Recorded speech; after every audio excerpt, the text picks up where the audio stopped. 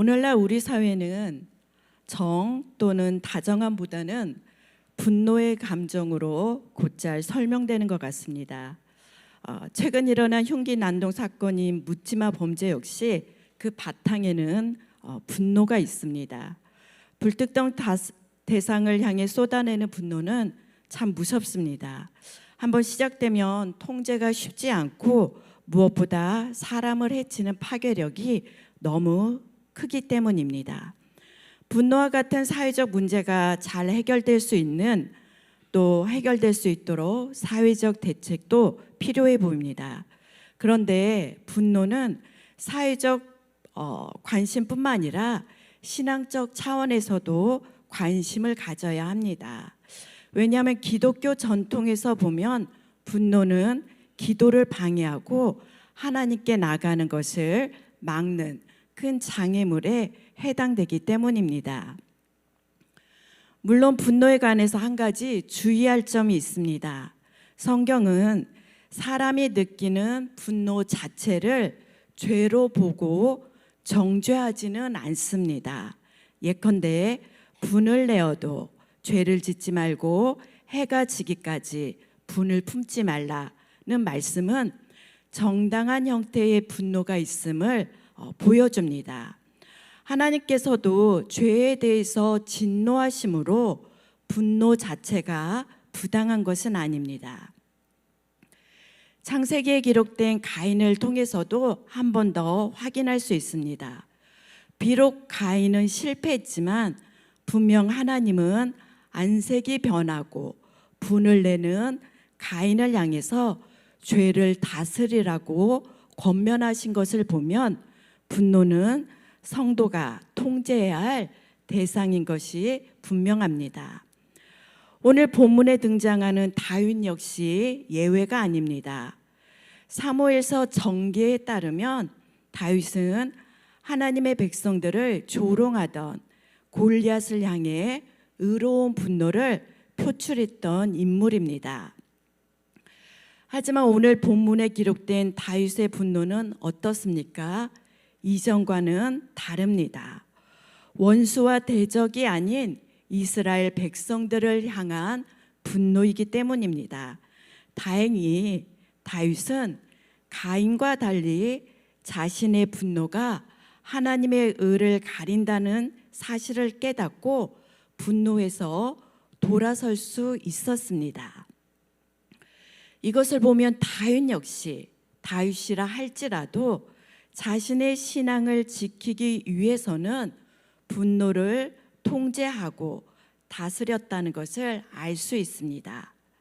그렇기 때문에 저와 여러분 오늘 본문을 통해서 다윗이 자신의 분노를 어떻게 통제할 수 있었는지 그 방법을 함께 살펴보고자 합니다. 먼저 배경을 잠시 살펴볼 필요가 있습니다. 어느 날 마온 지역의 큰 부자였던 나발이 양털을 깎는다는 소식을 듣고 다윗은 사람을 보내서 먹을 것을 달라고 요청합니다. 다윗의 이런 요청은 사실 그리 부당한 요구는 아닙니다.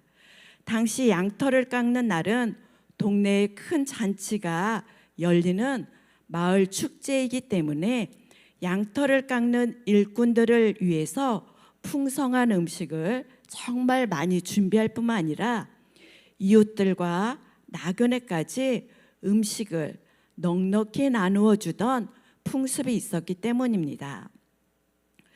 더군다나 다윗은 나발의 목자들이 양을 칠 때 그들을 괴롭히지 않았을 뿐더러 블레셋 같은 약탈자들을 막아주던 보호자 역할도 톡톡히 감당했기 때문에 잔칫날 먹을 것을 요구하는 것은 그 당시 풍습 또는 분위기로 보면 전혀 무리한 요구가 아니었던 것입니다.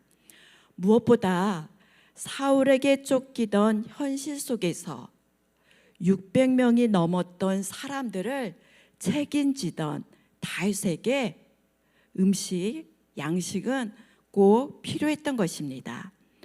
더군다나 나발은 다윗과 같은 유다 지파이며 믿음의 사람 갈렙의 후손이기 때문에 선하게 대해줄 것을 어느 정도는 기대했을 것입니다.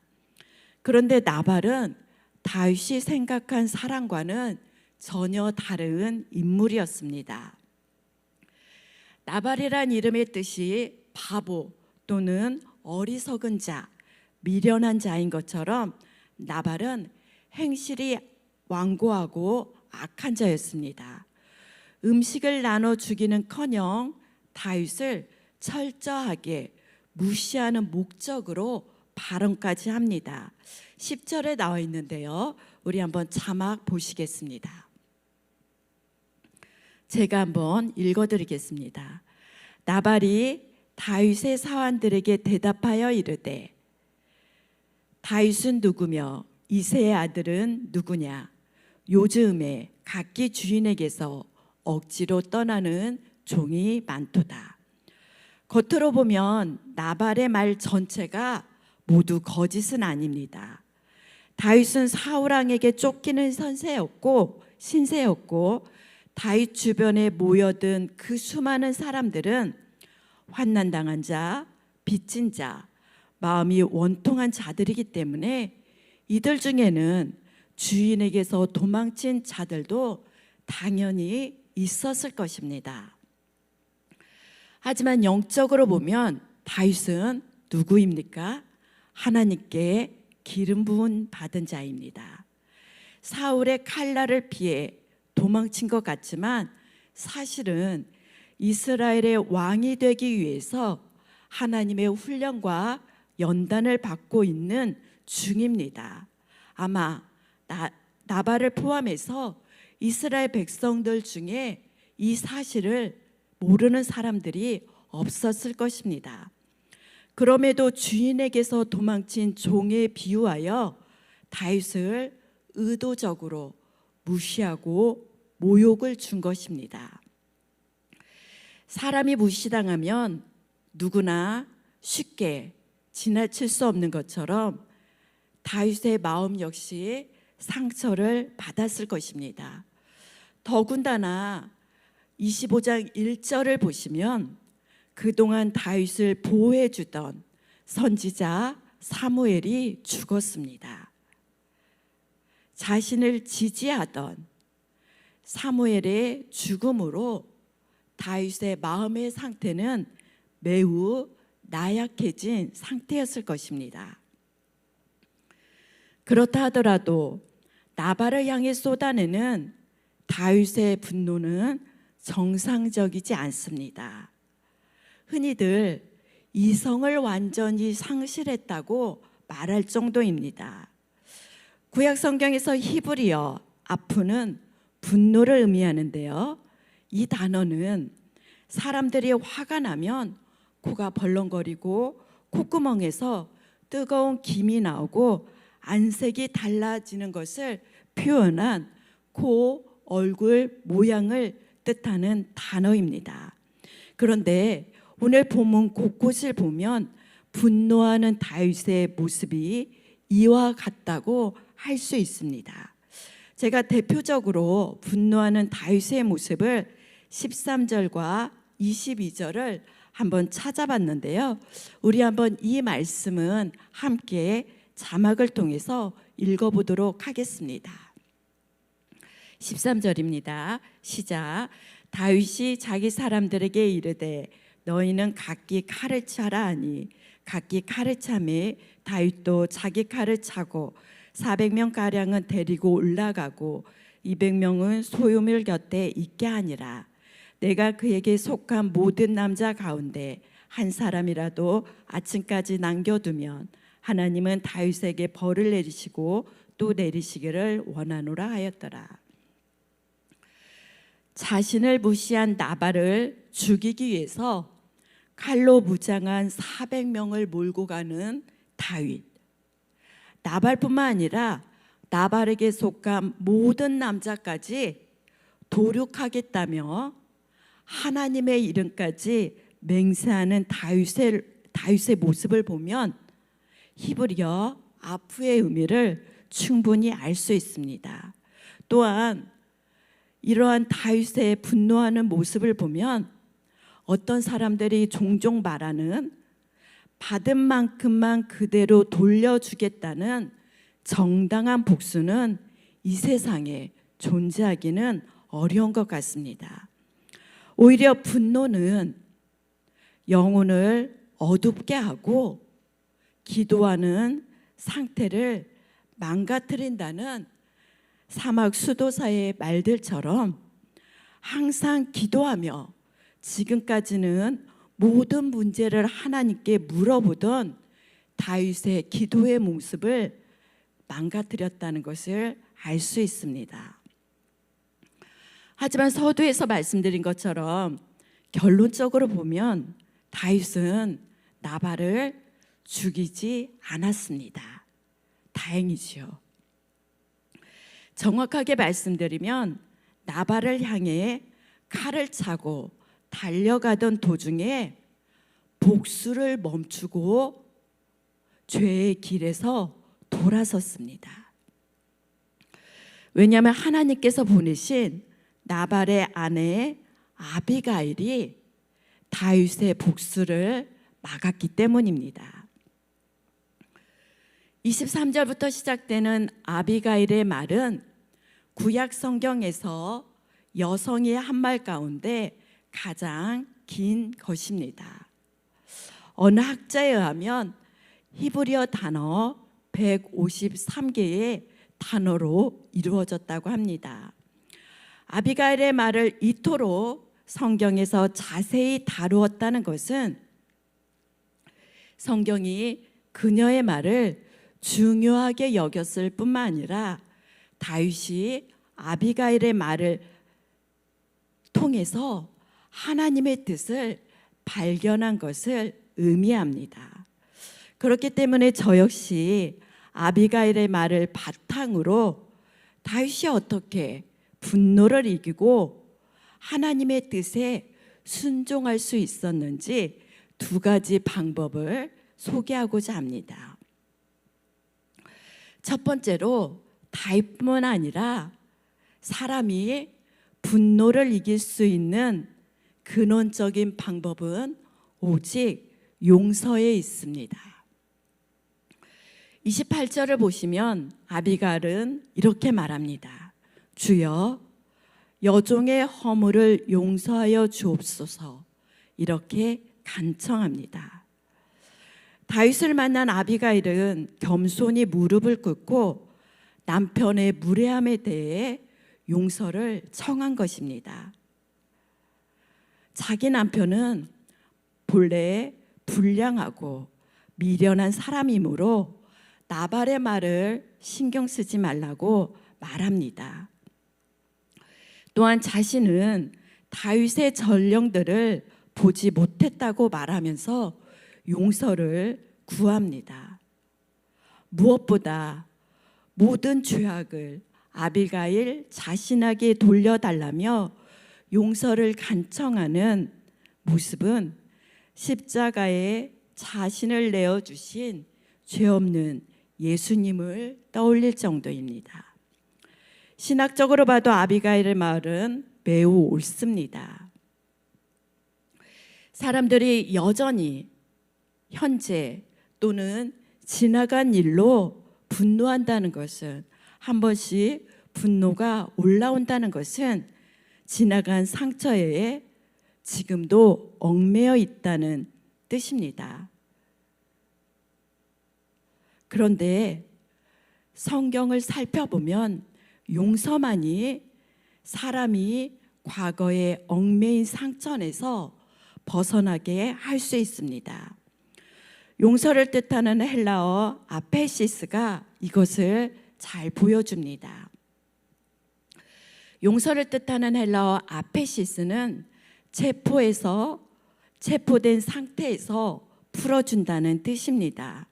즉 용서만이 분노의 대상자와 당사자 모두를 그 상대방에게서 과거의 상처에서 온전히 자유롭게 풀어줄 뿐만 아니라 건설적인 미래로 나아갈 수 있게 해주는 실제적인 유익을 사람들과 그리스도 예수 안에 있는 성도들에게 유익을 가져다 준다는 것을 뜻하는 것입니다. 왜냐하면 진정한 용서와 달리 사람에 따라 분노를 잠시 누르는 것은 온전한 해결책이 될 수 없습니다. 왜냐하면 아주 작은 분노라 할지라도 분노의 특성상 언젠가는 되돌려주고 싶은 안 갚음할 기회를 엿보는 것이 사람의 본성이자 성정이기 때문입니다. 또한 다윗이 분노를 이길 수 있었던 두 번째 방법은 오직 하나님 말씀에 있었습니다. 아비가일은 하나님께서 반드시 다윗을 이스라엘의 왕으로 세우실 것을 거듭해서 확인시켜 줍니다. 그러면서 지금 다윗의 싸움은 하나님의 싸움이며 다윗에게는 악한 일이 없었기 때문에 하나님께서 반드시 다윗을 왕으로 세우실 것을 확인시켜 줍니다. 그렇기 때문에 이스라엘의 왕이 될 다윗이 무지한 죄를 흘리거나 직접 보복하는 것은 옳지 않다는 것입니다. 사실 분노에 쌓여 다윗이 분별하지 못했을 뿐이지 나발뿐만 아니라 다윗이 죽이고자 했던 나발에 속한 모든 남자들 중에는 그동안 다윗이 애쓰며 수고하며 노력하며 들판에서 양떼를 지키면서 함께 보호해 주던 목동들도 있었을 것입니다. 그들은 아무런 죄도 없음에도 다윗의 분노로 집단 살인을 당할 수 있었던 것입니다. 그러므로 직접 보복하는 것은 옳지 않다고 아비가일이 담대하게 용기를 내어 말한 것입니다. 그런데 아비가일의 이 말은 역시 신학적으로 봐도 매우 탁월하고 옳습니다. 왜냐하면 성경은 일관되게 악을 악으로 대하지 말라고 성도들에게 지속적으로 가르치고 있기 때문입니다. 오히려 악을 선으로 대하라고 가르치고 있습니다. 악을 악으로 대하지 않고 선으로 대하는 것, 안갚음하지 않고 보복하지 않는 것, 사람에게는 결코 쉽거나 자연스러운 것은 그런 감정은 아닐 수 있습니다.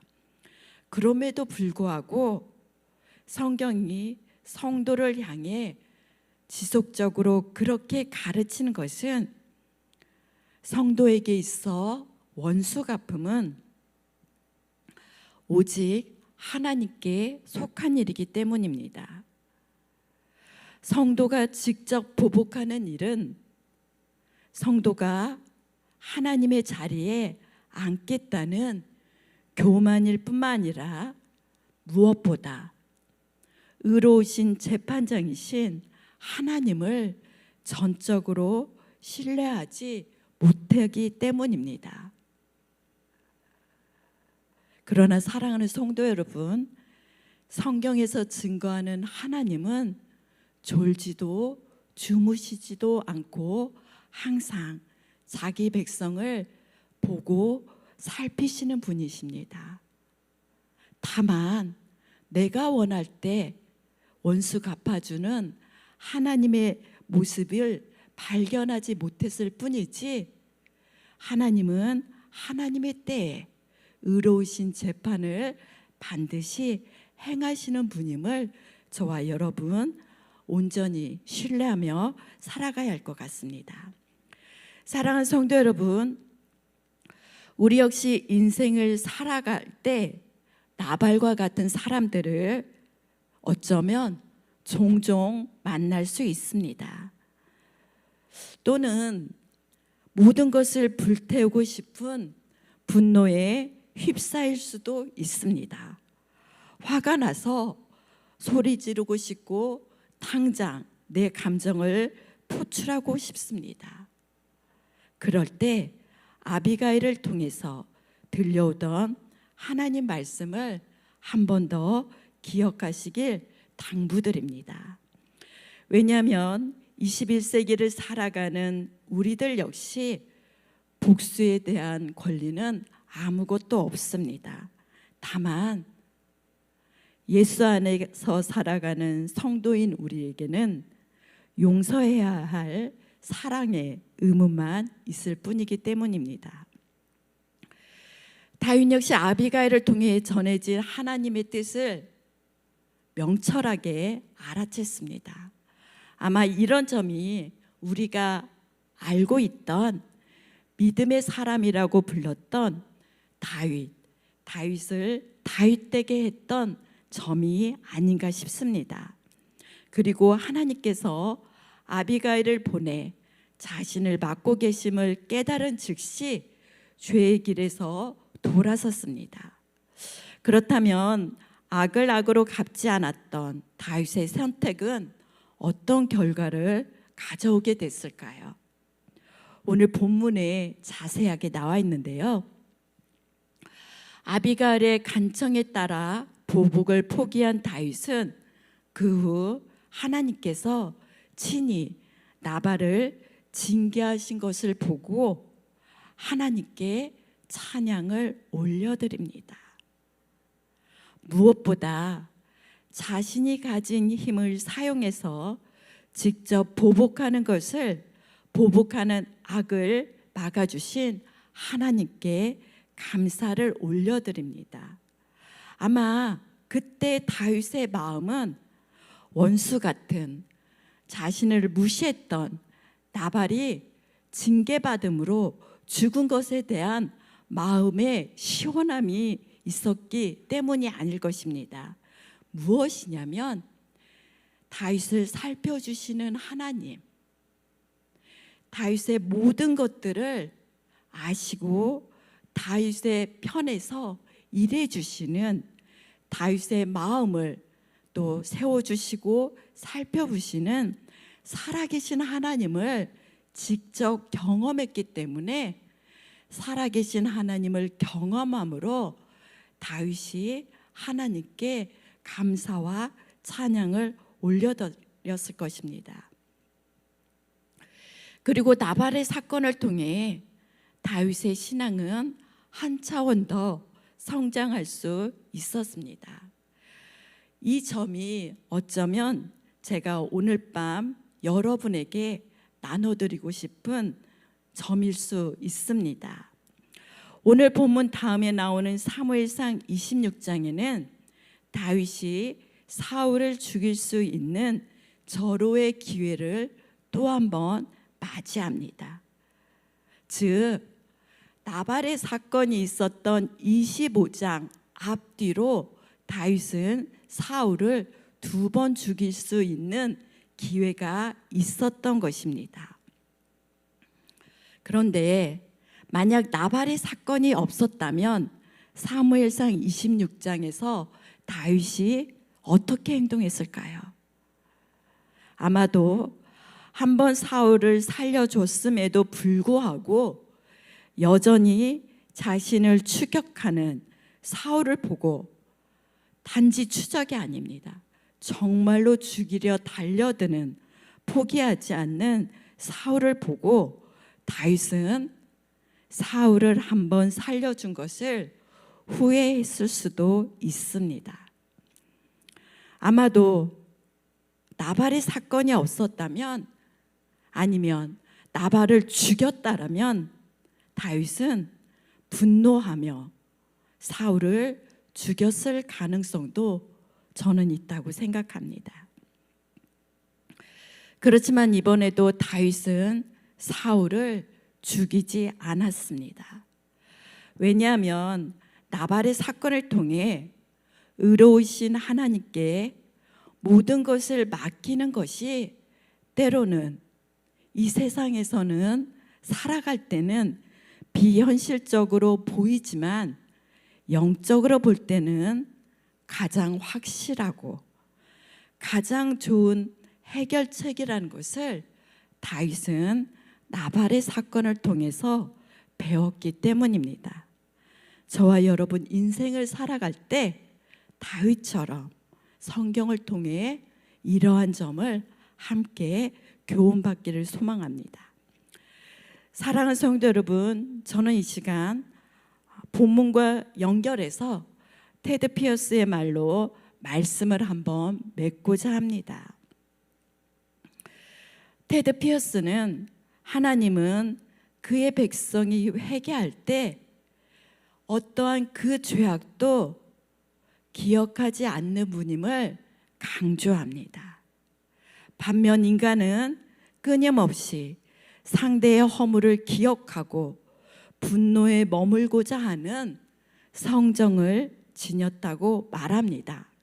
그래서 인간은 내면에 가지고 있는 그 자신의 어떠한 성과 어떠한 도덕으로도 용서에 이를 수 없다고 말합니다. 다만 인간이 용서에 이를 수 있는 유일한 길은 하나님의 선하심으로, 하나님의 인자하심을 기억함으로, 하나님의 은혜를 잊지 않으로 상대를 용서할 수 있다고 말합니다. 그리고 이것이 기독교 믿음의 본질이요 기독교 영성의 핵심이라고 말합니다. 다윗 역시 분노의 대상이었던, 자신을 무시했던, 모욕했던 나발이 아닌 하나님을 바라봤을 때, 다윗의 시선을 하나님께 드렸을 때 나발은 그때서야 원수가 아닌, 대적이 아닌 장차 왕이 될 다윗이 돌봐야 할 백성임을 그때서야 환기했을 것입니다. 저와 여러분 동일합니다. 우리의 내면에 어떠한 악한 분노가 감지된다면 우리가 할 수 있는 유일한 선택은 무엇입니까? 도덕적 수양이 아닙니다. 나의 인내가 아닙니다. 참아주는 노력이 아닙니다. 오직 우리 역시 선하신 하나님을 기억함으로 십자가에서 보혈을 흘려주신 예수님 앞에 나가 나의 모든 상한 마음을 아뢰는 그 길만이 저와 여러분 역시 다윗처럼 하나님을 향한 영혼의 순례길에서 하나님이 기뻐하시는 신앙의 성장을 이룰 수 있는 유일한 방법임을 말씀드립니다. 저와 여러분 역시 다윗처럼 날마다 일상 속에서 이러한 말씀을 지속적으로 전달하시는 하나님의 말씀을 듣고 순종하시길 진심으로 소망하고 축복드립니다. 우리 시간 한 가지 들으신 말씀 기억하며 함께 기도하면 좋겠습니다. 제가 말씀을 준비하면서 흥미로운 자료를 하나 발견했는데요.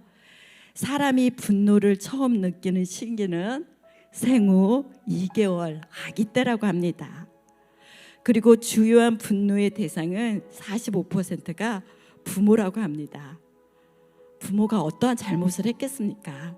아마 부모에게 의존할 수밖에 없는 아기에게 배고픔 등 불편, 이러한 결핍이 생길 때 분노가 생겼던 것 같습니다. 이것을 보면 분노라는 것은 사람이 살아가면서 느끼는 슬픔이나 기쁨과 같은 자연스럽게 일어나는 감정에 속합니다. 다만 분노와 같은 악한 분노와 같은 상한 감정은 우리 자신을 상하게 할 뿐만 아니라 하나님께 나가는 기도의 자리를 방해하기 때문에 성도는 해결하며 살아가야 합니다. 뿐만 아니라 분노가 내 형제 자매 공동체를 향해 있다면 우리는 반드시 용서해야 합니다. 왜냐하면 죄 없으신 예수 그리스도께서 십자가에서 보혈을 흘려주신 그 구원의 목적은 우리뿐만 아니라 나의 분노의 대상인 형제 자매를 위해서도 보혈을 흘리셨기 때문입니다. 이것을 기억하며 이 시간 우리를 이미 용서하시고 여전히 사랑하시는 주님 앞에 우리의 모든 상한 감정 가지고 다 함께 기도하시며 나가시겠습니다.